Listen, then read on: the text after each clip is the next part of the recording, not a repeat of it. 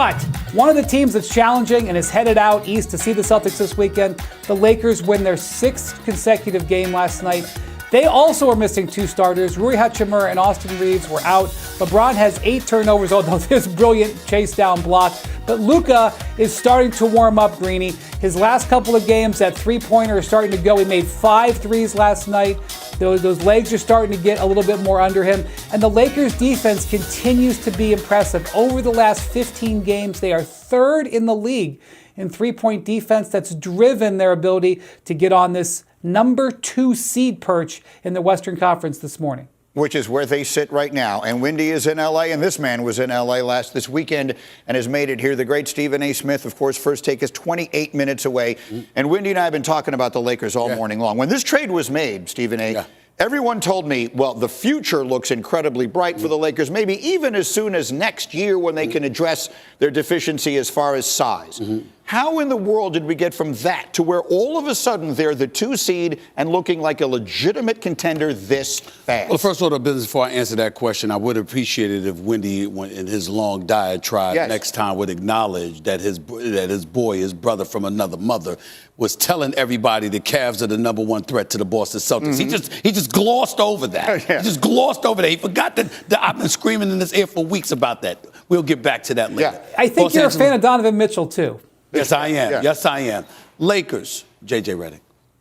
J.J. Redick's a candidate for Coach of the Year. Well, what he has done, he has been absolutely sensational as a coach over the last several weeks. When you consider, yes, LeBron is there. Yes, Luka Doncic is there. The Los Angeles Lakers are the number 1 defense over the last 6.5 weeks. I mean, who would have thought ever that would be the case? Looking at this squad, looking at how undersized their front line is, looking at Jackson Hayes at center, looking at guys like Dorian Finney-Smith and Jared Vanderbilt and these guys who can play and who can defend. But we didn't see this coming. And the way that he has them playing defense collectively has really, really been the unsung story in all of this, because the Lakers have gotten in people and have shut down folks when necessary. And that's where the credit is due. Offensively, obviously, they've been efficient, and we can't ignore that. But we anticipated that could happen. We didn't anticipate that we would see this defensively, and that's what the issue is. It's interesting. I was watching all you guys out in L.A. last week, and we actually borrowed a tape from Perk. We used one of his tapes about what they're doing defensively, and Windy's been talking about it.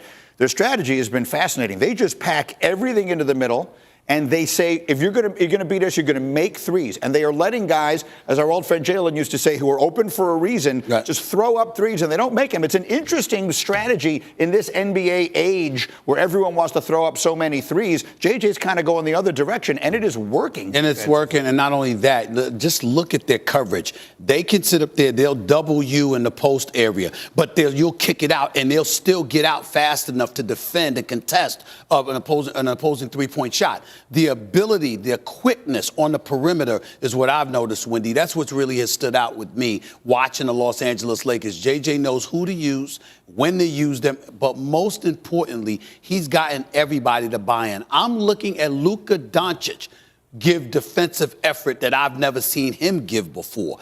That says something. Okay, let me ask you one more, and then I'm going to bring Windy back into the conversation. But because I haven't seen you in a little while here. The 2 huge acquisitions were obviously Luka in L.A. and the Butler bump, as our friend Alan Hahn keeps calling it, in Golden State. Both those teams have looked great. The superstars, LeBron and Steph, have looked rejuvenated. If I told you one of those 2 teams is going to wind up in the Western Conference Finals, Lakers. which one? It'll be Lakers. It would be the Lakers because of the way they're defending and the combination of Luka and LeBron. However, we can't take away the fact that Jimmy Butler has upgraded Golden State significantly. And one of the points that I brought up, and Wendy knows this because I brought it up several times, Jimmy Butler's ability to get to the free throw line, I think he was averaging like 9.3 free throws per game. Understand what that does.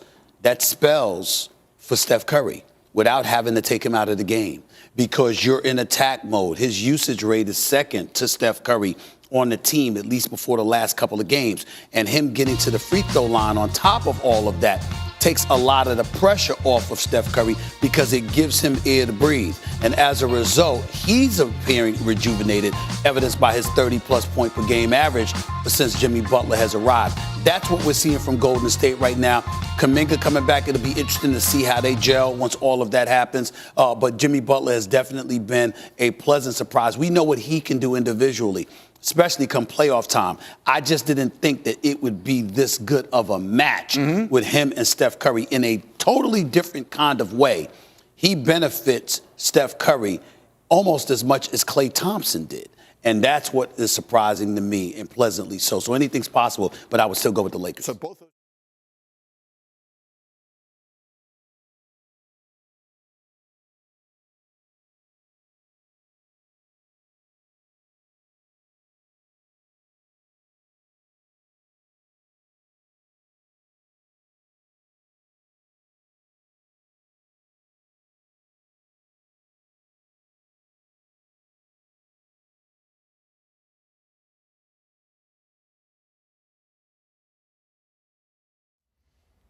How's it going, everybody? Villa Sports Network here. Just want to thank you guys for your support on the channel. Thank you guys for watching the video. Hope y'all enjoyed it.